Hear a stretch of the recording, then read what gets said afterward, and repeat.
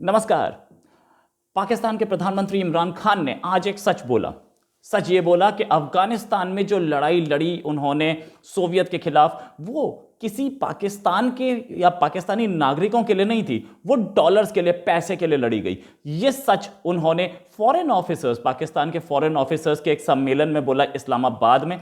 ये क्या, इनफैक्ट इमरान खान तो शुरुआत से माने जाते हैं कि ये उस लड़ाई के खिलाफ थे, लेकिन उन्होंने ये बात बोली कि उस समय जब मुशर्रफ के टाइम पे ये डिसीजन हो रहा था 2001 में, तो मैं उधर डिसीजन लेने वाले बहुत सारे लोगों को अच्छी तरह से जानता था, पर्सनली जानता था, और सब ने ये डिसीजन सिर्फ पैसे के लिए और डॉलर के लिए लिया था। पब्लिक इंटरेस्ट का कोई मतलब नहीं था, पाकिस्तानी आवाम का इससे कोई मतलब नहीं था।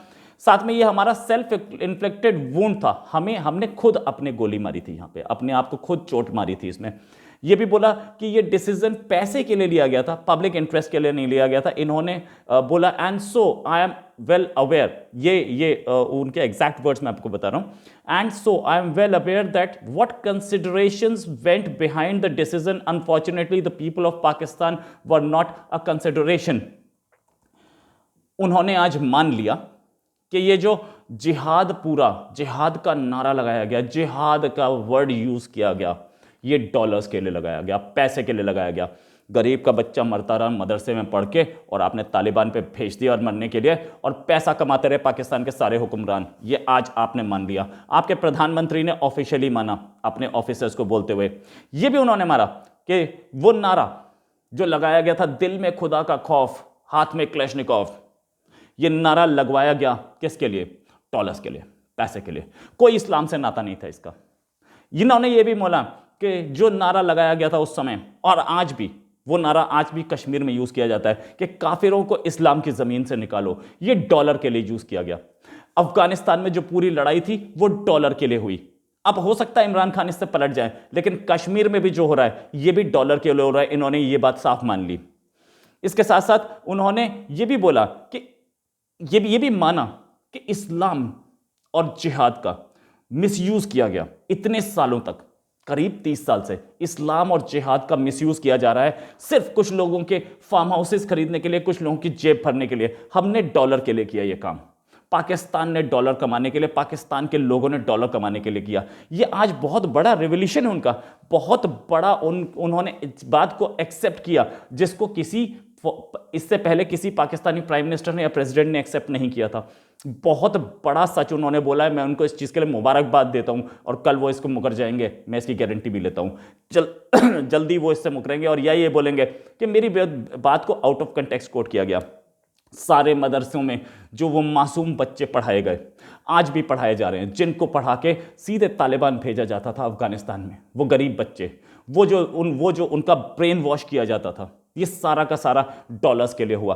और अफगानिस्तान में जो इतने लोगों का खून बहा, सारा पैसे के लिए, सारा पैसे के लिए। गरीब बच्चों को मदरसे में पढ़ा के, वहाँ खाना पीना दे के, और कुछ लाख रुपए दे करके वहाँ जो भेजा जाता था, उसके पीछे वो डॉलर का किस्सा था। ये सारे किस्से, लाखों लोग मारे गए ताकि पाकिस्तानी और पाकिस्तान डॉलर्स कमाए। ये बहुत बड़ी असलियत। ओसामा बिन लादेन को सपोर्ट किया गया, वो पेशावर की गलियों में अलकायदा का ऑफिस बना, तालिबान बना, ये पूरा डॉलर्स के लिए, सब पैसे के लिए। इन्होंने कहां तक क्या क्या किया। मुंबई अटैक हुआ, उसी आइडियोलॉजी और वही सारे संगठनों ने किया। और 9/11 अटैक अमेरिका पे, ये सब भी किसके लिए? आज इमरान खान ने साफ बता दिया किसके लिए। तालिबान और अलकायदा की शुरुआत से ही तो आतंकवाद आता है, उससे पहले तो आतंकवाद था ही नहीं।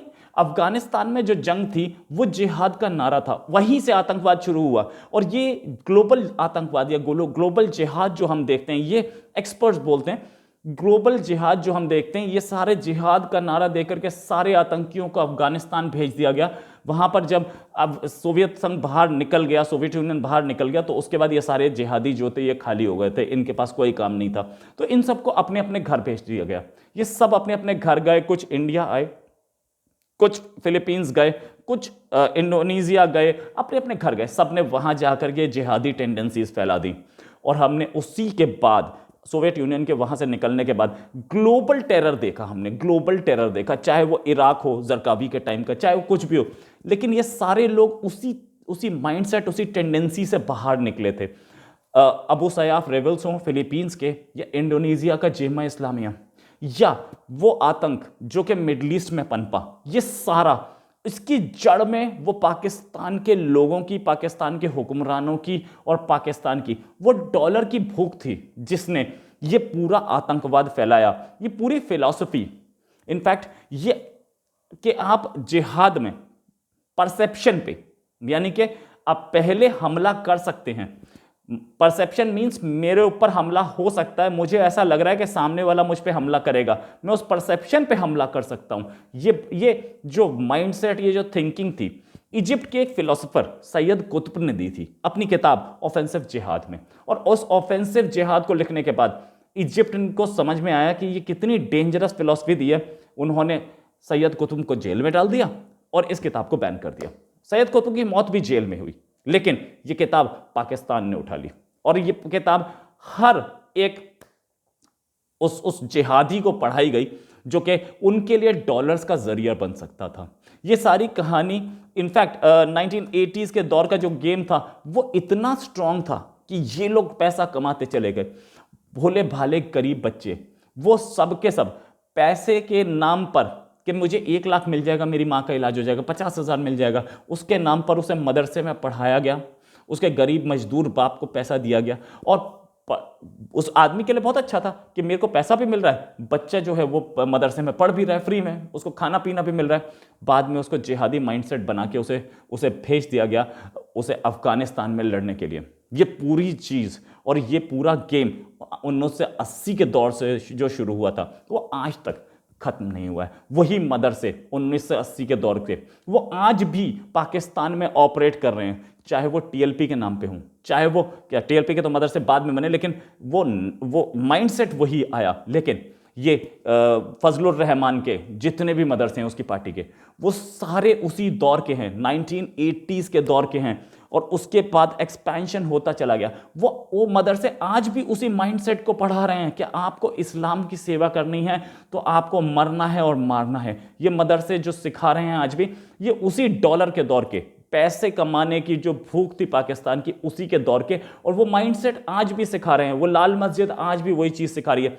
पाकिस्तान के प्रधानमंत्री ने आज बहुत बड़ी चीज़ मानी है। साथ में उन्होंने ये भी बोला कि हम लोग इसे होली वॉर बोलते थे, लेकिन ये होली वॉर नहीं थी, ये पैसा कमाने का जरिया था। ये वर्ड्स एग्जैक्टली यूज किए उन्होंने, holy war was not holy. साथ में उन्होंने ये भी बोला, we are ourselves responsible as we let others use us, sacrifice the reputation of the country for aid and made foreign policy that went against public interest for money.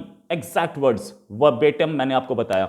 ये कहानी है उस पूरी अफगान जिहाद की और उससे निकले दूसरे जिहाद की, चाहे वो कश्मीर में हो रहा हो, चाहे वो अमेरिका में हमला हो रहा हो, चाहे वो फ्रांस में एक आदमी की गर्दन काटी जा रही हो, चाहे वो ब्रिटेन में हो रहा हो, चाहे वो पूरे यूरोप में हो रहा हो, चाहे वो सोमालिया में हो या वो इराक में हो, डॉलर सबके पीछे है। ये बात इमरान खान ने अपने मुंह से बोली, सच बोली। और ये ऐसा नहीं है कि ये पहली बार सच बोला गया है, ये बात इनफैक्ट इससे पहले परवेज मुशर्रफ ने एक नेशन को एड्रेस में बोली थी कि हम सोवियत यूनियन घुस गया था इसलिए हमने ये जिहाद किया था, लेकिन उन्होंने डॉलर का नाम नहीं लिया था। आज डॉलर का नाम भी सामने आ गया।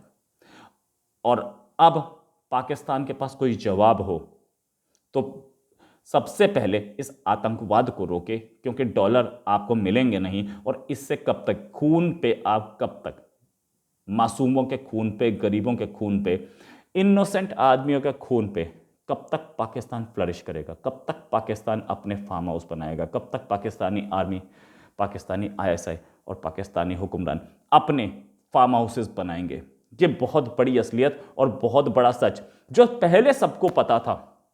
मैंने भी कई बार बोला अपने इन वीडियोस में, सारे नीचे पड़े हैं, उसमें प्रूफ होगा। लेकिन आज इमरान खान ने खुद बोल दिया। तो ये अगर पाकिस्तान का प्रधानमंत्री कुछ बोलता है वो पाकिस्तान का ऑफिशियल स्टेटमेंट होता है, या किसी भी कंट्री का या प्रेसिडेंट या प्राइम मिनिस्टर कुछ बोलता है वो कंट्री का ऑफिशियल स्टेटमेंट होता है। कोई पर्सनल राय नहीं दे सकता कोई भी प्राइम मिनिस्टर। उन्होंने ऑफिशियल स्टेटमेंट दिया है और इससे जल्दी ही मैं उम्मीद करता हूं इससे वो रिट्रैक्ट करेंगे और बोलेंगे कि मुझे आउट ऑफ कंटेक्स्ट कोट किया गया। नमस्कार, जय हिंद।